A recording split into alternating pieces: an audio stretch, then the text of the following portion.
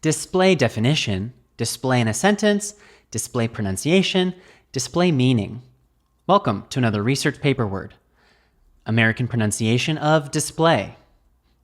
Display. Display. Display.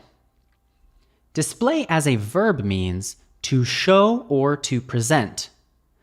Common usages in academic writing: to display an amount, to display a series, to display the data, to display a common behavior, to display aggression. Example sentences: display, verb. The room used to display the artwork had to be repainted in dark gray to make the paintings easier on the eyes.